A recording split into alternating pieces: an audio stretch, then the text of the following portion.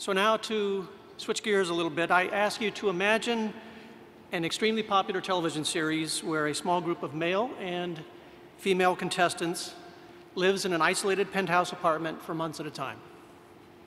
Contestants showcase their singing and dancing abilities, sharing the stage with popular celebrities. And each week, through a voting process, one contestant is eliminated. The winner, you guessed it, becomes an overnight sensation.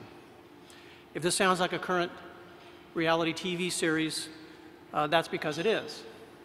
But the show in question is not Big Brother or Dancing with the Stars.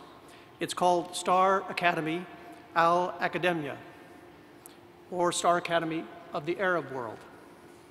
It is one of the most popular and widely viewed television shows in the Middle East, and it has proven extremely controversial. During the show's first season, which was filmed in Bahrain, a member of that country's parliament noted, quote, "This program showed an abnormal way of living, totally opposed to our thoughts, culture, everything. It is not reality TV at all, especially in our part of the world." Now, I think few of us would argue that reality TV shows normal life anywhere in the world. Yet in these conservative Arab societies, they are much more than entertainment. Their social, cultural, and political impact cannot be ignored. Our second speaker this morning, Marwan Kraidy, has argued quite convincingly that shows like Star Academy are just as much a part of the Arab media revolution as Al Jazeera and other news outlets. In Professor Kraidy's words, quote, "Entertainment television is an active contributor to shaping what Arab publics discuss and do in both the social and political realms." He notes that such shows promote participatory activities like voting, campaigning, and coalition building, actions that, as we've seen recently, can have profound political consequences in, well, reality. A scholar of global communication and an expert on Arab culture, media, and politics, Professor Kraidy has published 6 books, most recently Communication and Power in the Global Arena. At Penn, he is a professor and my colleague in the Annenberg School for Communication. Please join me in welcoming Professor Marwan Kraidy.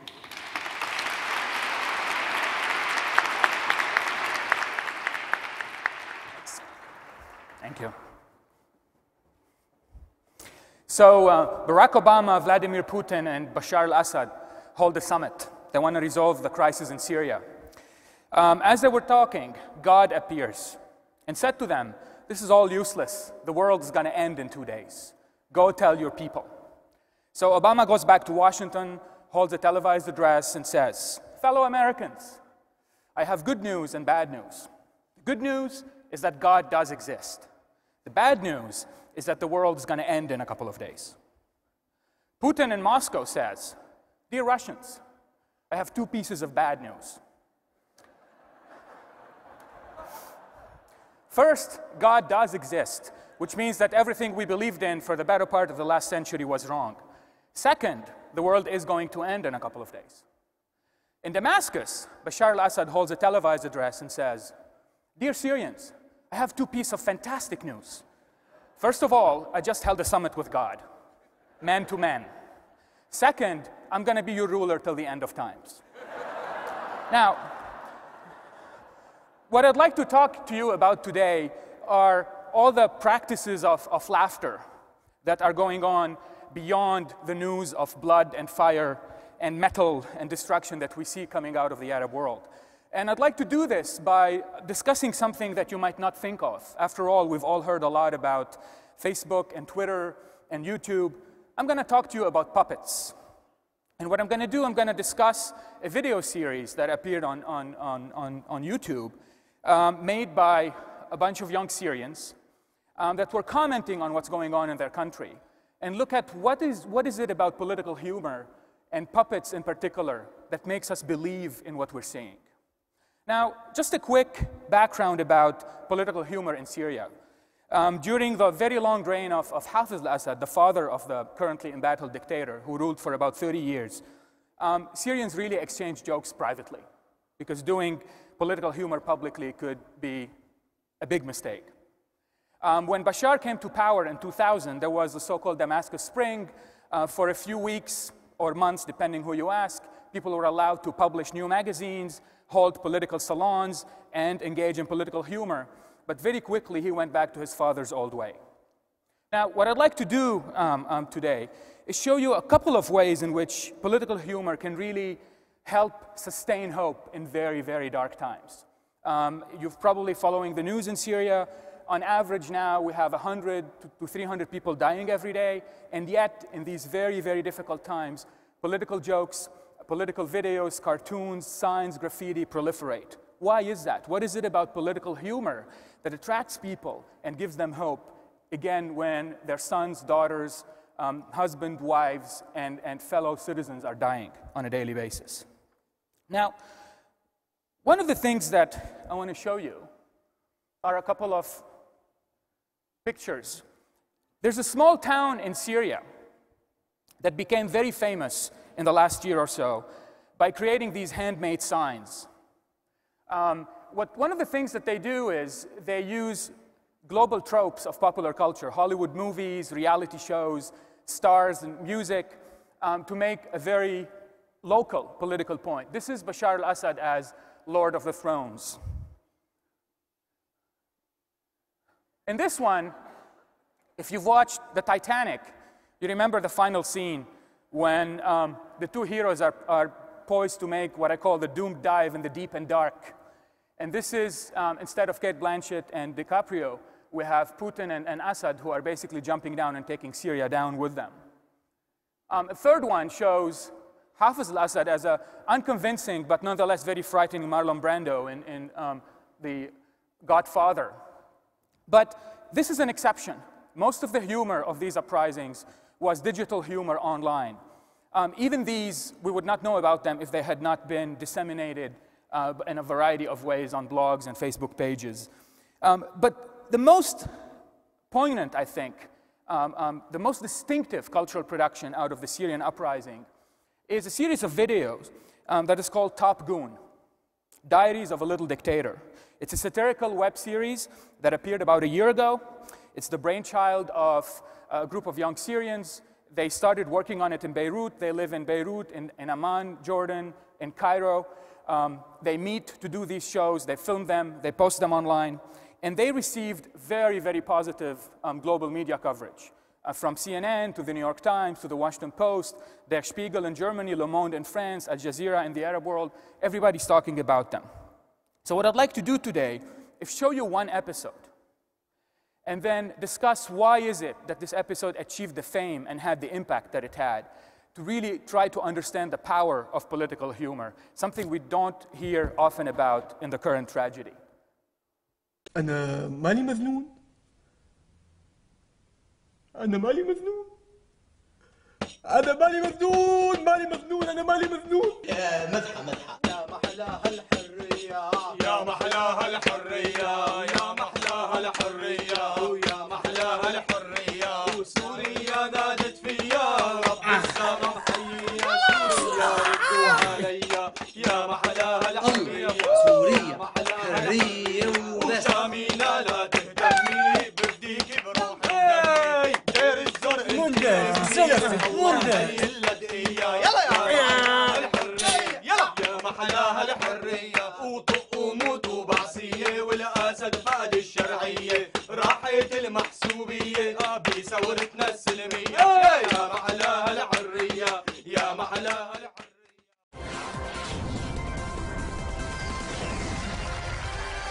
أعزائي المشاهدين، مع برنامجكم اليوم من سيقتل المليون. بنحب نذكر بالحلقة القادمة كان معنا المتسابق حسني مبارك اللي حصل على 3000 قتيل، وبالمقابل كان معنا المتسابق الثاني طبعا معمر القذافي اللي وصل ل 20,000 قتيل.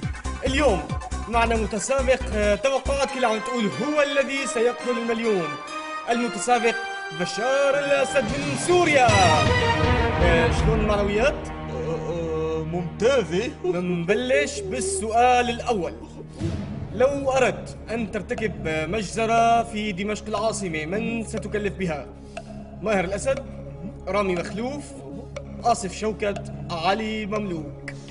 سؤال سخيف صراحة، لأنني سأكلف أخي ماهر السفاح طبعا، لأن أخي ماهر صاحب خبرة، فأنت رأيت ما فعل في درعا في بداية الأحداث، وهو صاحب مجزرة صيدنايا.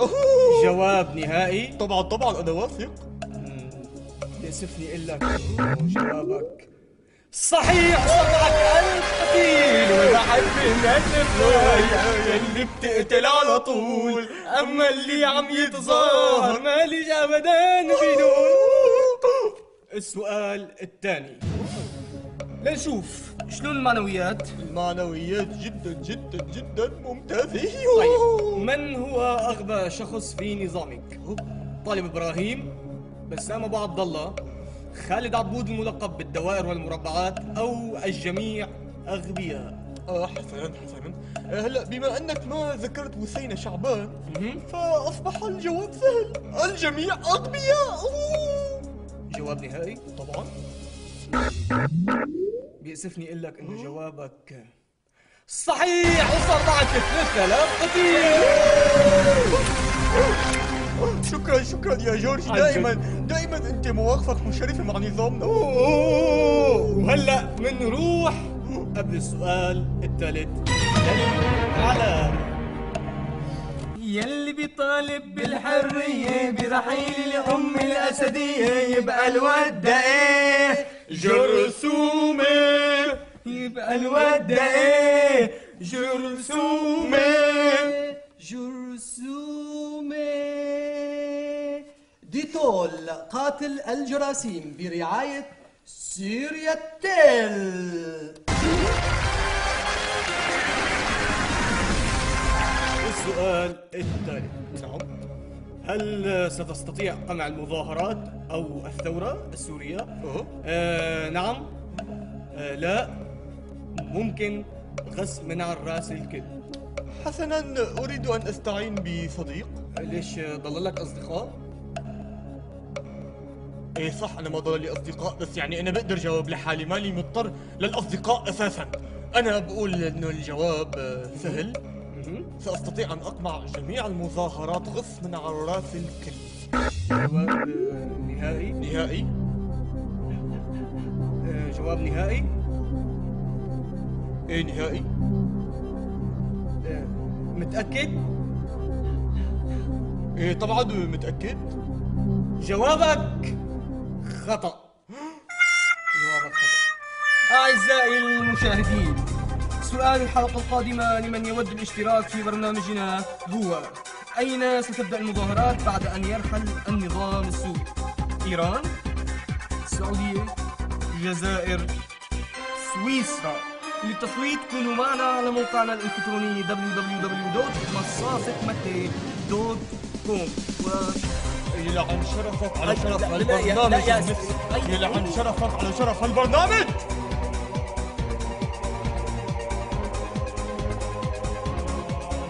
هلا صلحوها يا لعيبة يا خريبة.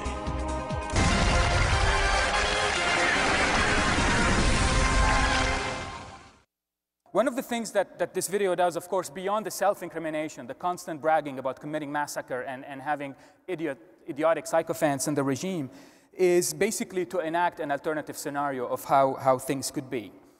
This video is a crossbreed of political theater, of puppetry, of video, and of digital media. And I think this is where its power comes from. History tells us that theater can be a tool of resistance.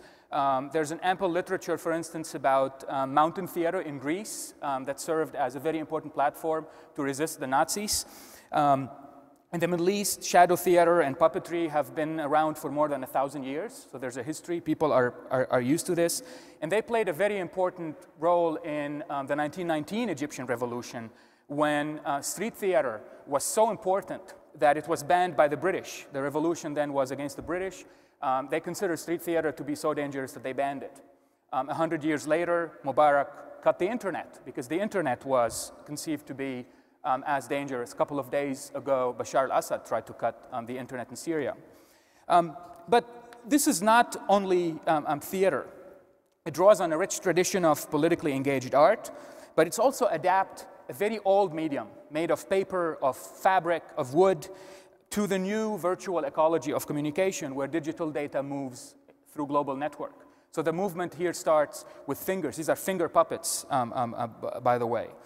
Online video is very important in this respect because it enables two things. One is wider distribution. Through the internet, there's an ampler audience. People can watch it.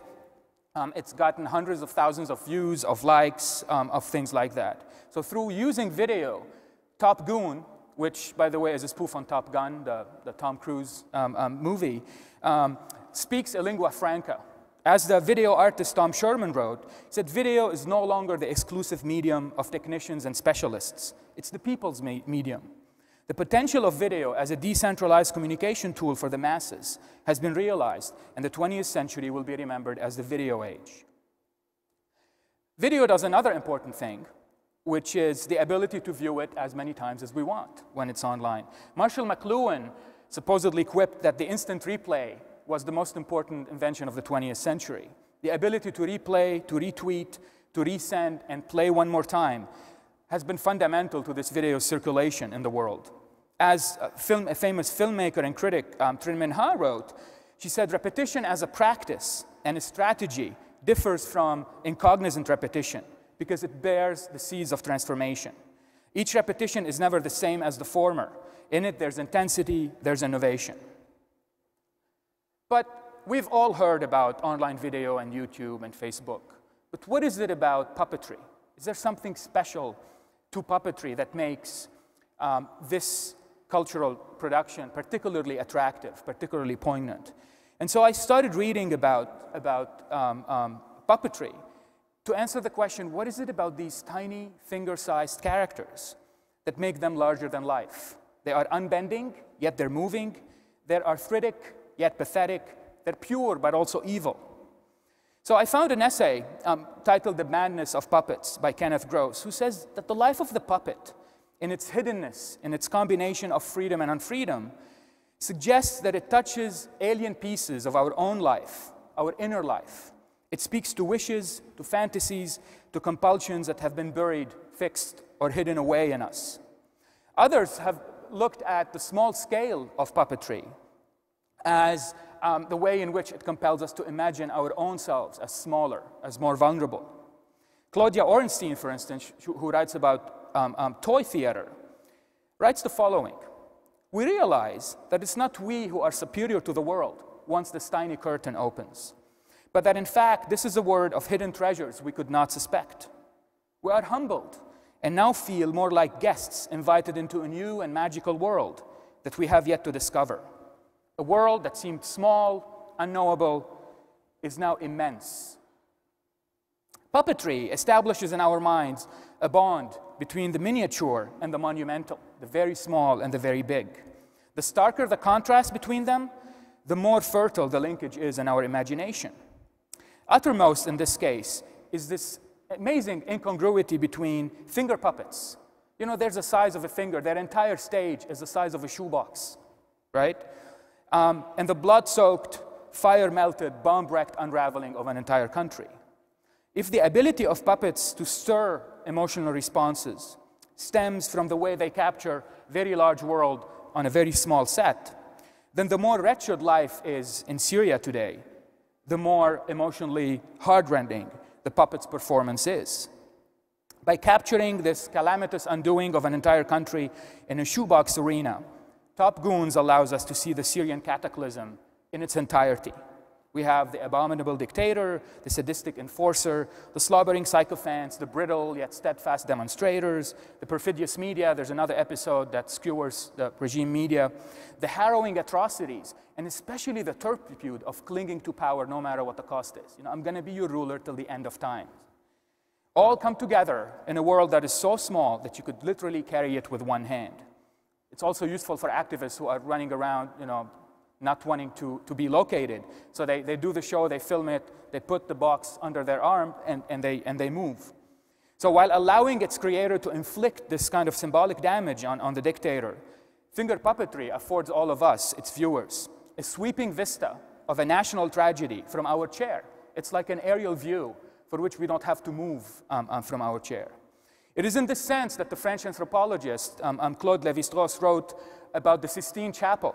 He says the paintings of the Sistine Chapels are a reduced model, despite their imposing dimensions. If you've been there, you know they don't feel like a reduced model. But they are a reduced model because the theme they illustrate is the end of time. They illustrate a theme that's much bigger than themselves.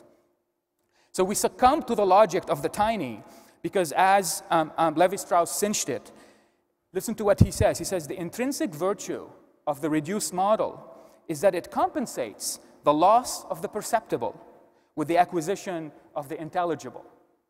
The loss of the perceptible, we don't see it with very small characters, but it gives us a sense of a much larger world around them.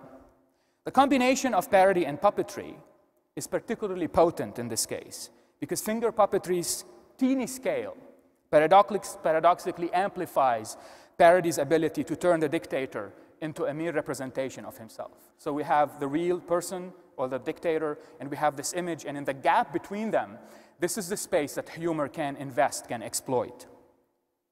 This signals, as the scholar Robert Harriman wrote, a momentous shift politically, because when, quote, the weight of authority is converted into an image, resistance and other kinds of response becomes more available to more people.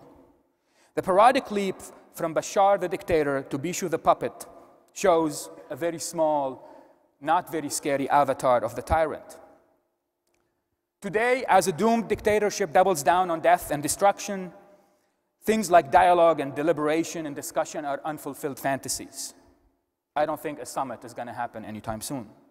Top Goon's finger puppets compel us to contemplate the puppet's own side of the story. In the battle between the regime and the opposition's narrative today, in the slovenly propaganda war online, on the airwaves, on television, on radio, on the streets, these puppeteers have a considerable asset.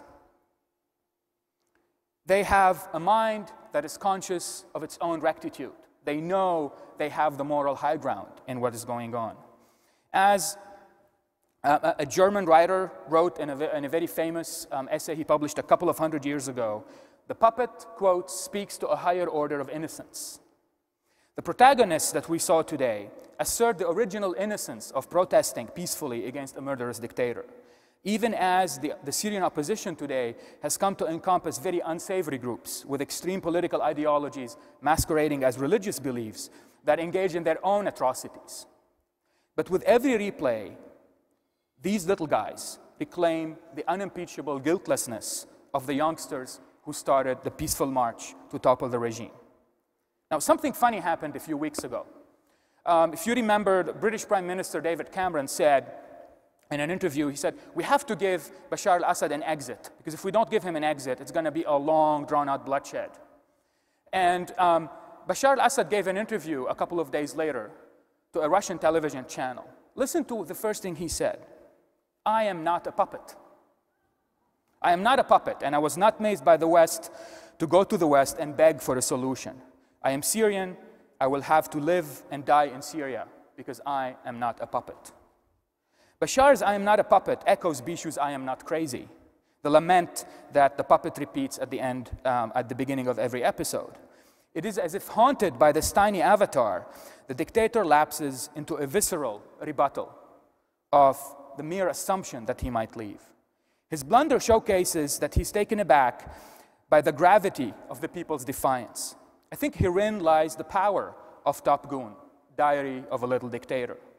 Bashar al-Assad, the all-powerful despot, whose monumental posters, if you've been to Syria, the guy is looking at you wherever you go. Monumental posters on buildings, on thoroughfares, on billboards, portraits in every government building, pictures and footage on every television screen. He's a fixture. Here he becomes Bishu, the finger puppet, who is ostensibly insignificant, but in effect, he's a commanding harbinger of imminent change in Syria. Ultimately, I think, the power of this small piece of cultural dissidence may be captured best by Kenneth Gross, who's another writer on puppets. Listen to what he says.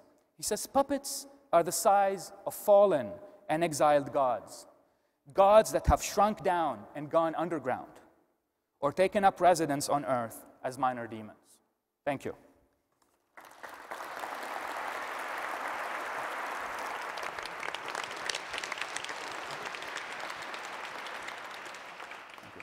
So once again, we have an opportunity for questions from the floor.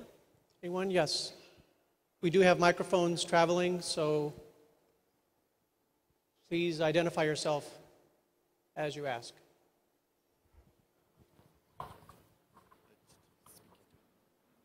Hi, I'm Alan Levinson, Wharton 77. Can you please comment on the cartoons that I believe were published in Denmark that embroiled the Arab world, Muslim world? I mean, these were a completely different story. These were a bunch of cartoons that were published in a newspaper in Denmark and then were republished in a variety of other newspapers. They created a huge commotion between Denmark and some preachers in the Arab world. It was a very, very big case. It had nothing to do with humor, really. I mean, their cartoons, this is the problem with humor. You've probably heard it many times over. Humor is culturally specific. I think the power of this is that it uses a trope of humor, a platform, a humorous platform that's globally understandable. You know, the Millionaire Show, the kinds of jokes, and grafts onto it very local political issues, which was not the case with the Danish cartoons. I'll tell you what the good thing about the Danish cartoon crisis, the government of Denmark made millions of kroner available for research about such issues at the University of Copenhagen. I was invited several times to go there. And so they really seized this crisis to create something good out of it. Just like we're trying to, understand what kind of creativity can come out of very difficult times in Syria. Yes, here in the center. We have a microphone traveling. I'm not an alumni, married to an alumni.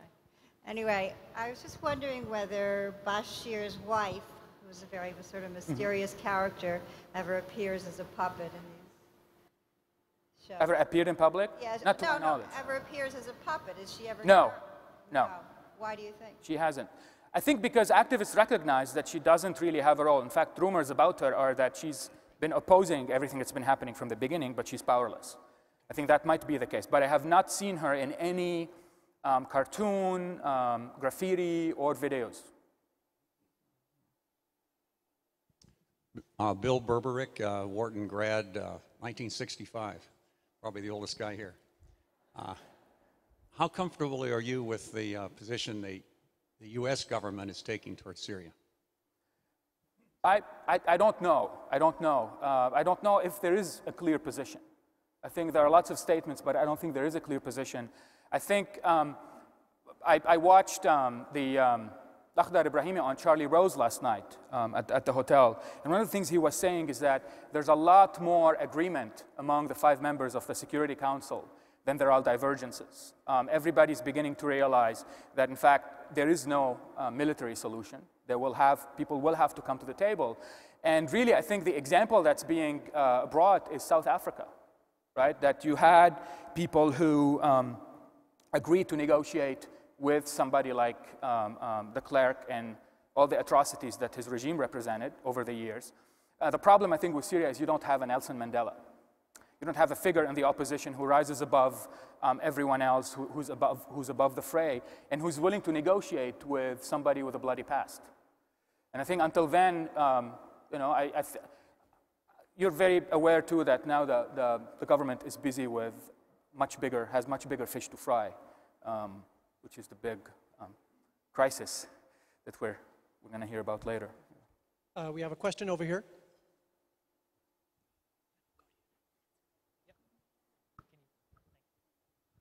Hi, my name is Susan Marks, class of '66.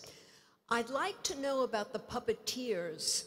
You mentioned that they live in Amman and Beirut and Cairo. What kind of danger are they in? Do they have a life on the run? And what does the public think of them? I mean, are they heroes? Yes, so they did have, first of all, very few people know who they are. Al Jazeera English did a documentary about them, and this is when they became public figures. So the main people are 4. The director, we don't know who he is. We know he lives in Beirut. I will hopefully meet him in January for an interview. I'm trying to arrange that.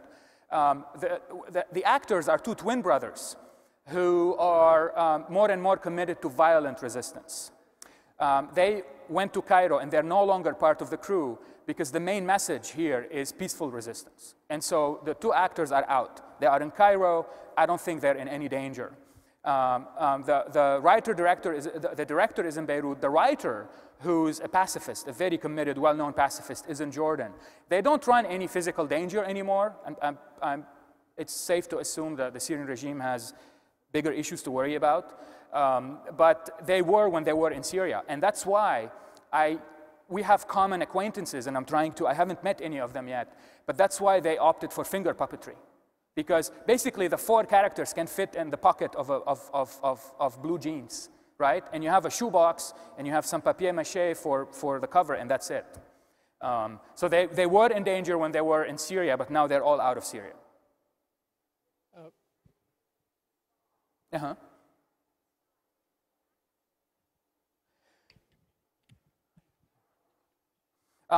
No, these are two men. They're two 23-year-old men, fine art graduates.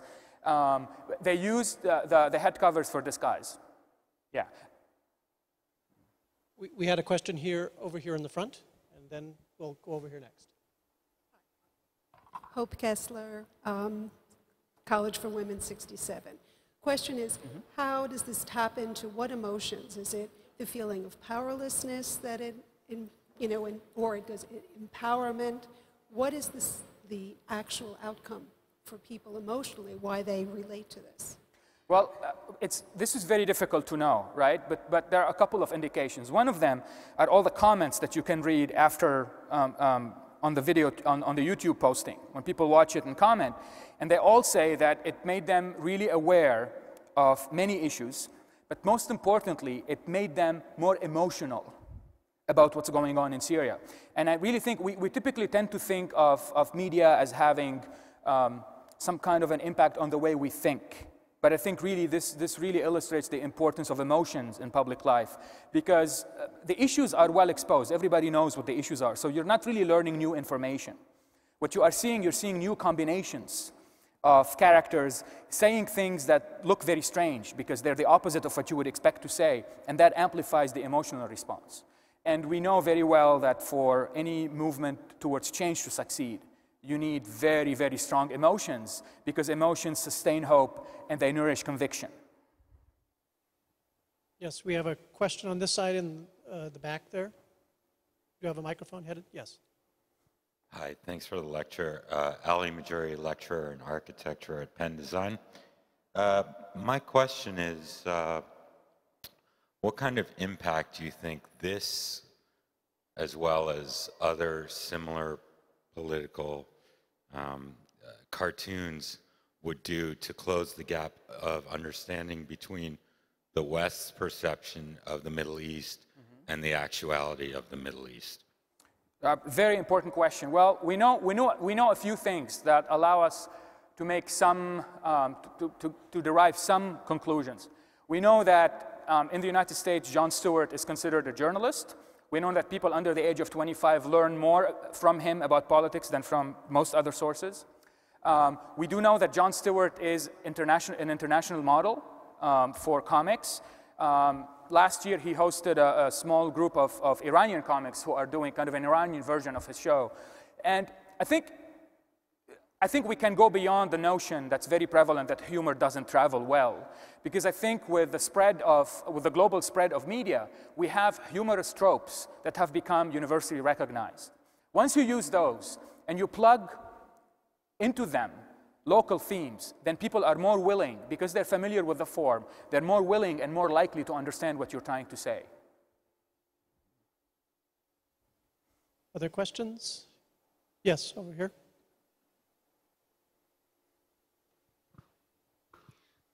Hi, I'm a relative of a Penn alum, and I'm Harvard class of '82. Okay.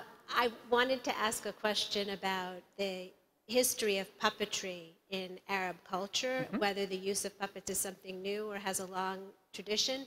And also in your talk, you spoke about the size of the puppets and the fact that they were finger puppets. Yes. I didn't realize they were finger puppets until the point at which their heads were raised. Yep. You saw how large. And I'm wondering if the size was obscured by this presentation, and if you can see how small they are when you see them on YouTube or in other media. Yes, that's a very important question. That's very dear to my heart. And I was going to make the remark that watching this on such a large, beautiful screen actually gives a counter idea of what it is, because the way most people watch it is not on a TV set, but it's where I've seen it in the Middle East last year, and I spent the year in Beirut. I traveled throughout the region. A lot of people watch this on a mobile phone, which really accentuates the smallness, right? And if not, you see people in cafes on laptops, right? So typically, the people access it on very small screens, which accentuates the smallness. But I think really finger puppetry is so important in this case. You know, it's comedy under fire because it's very cheap and because it's very movable. It's stealth. You can run with it without, you know, having any expensive equipment. All you need are the puppets. It's literally, it is a shoebox that they've painted. That's the screen that you see. And then somebody with a tripod and a small cam. That's really all you need. We have time for one more question here in front. Thanks. Hi, Arnold Mannheimer, class of '66. Excuse my voice. Would you care to speculate on what will happen in Egypt now to this type of humor under the new Muslim Brotherhood? Yes. And Morsi? Yes. Egypt, first of all, is very famous for the very deep and rich tradition of humor it has. In fact, I met and interviewed in Cairo and in Beirut a group that created a new magazine, a new humor magazine. It's not only very sophisticated and very biting, but it's also very courageous. This is the thing about humor. Political humor transfers immediately to whoever is the power holder. People are not interested in making fun of Mubarak anymore. He's over, he's done. If you see what's going on, the same jokes, some of them are even stronger jokes about him being a pharaoh, right? So you'll see Morsi's head instead of the Sphinx, and then the pyramids around him, things of that sort. People are pushing the envelope. The fear wall has broken. You know, this is a cliche, but it's so true, that now there's no taboo topic for political humorists. And somebody like Morsi, he's a gold mine. He's a gold mine for them. And so I only see it proliferating. And when it proliferates, when more people enter, as you know, there's competition, quality tends to get better because people want to be distinguished. And in fact, there's talk about the Arab media industries creating awards for these kinds of politically engaged art. We'll see how far that goes. But I can only see it increasing and improving in quality. So please join me again in thanking Marwan Thank you. Kraidy for Thank that you. wonderful presentation. Thanks.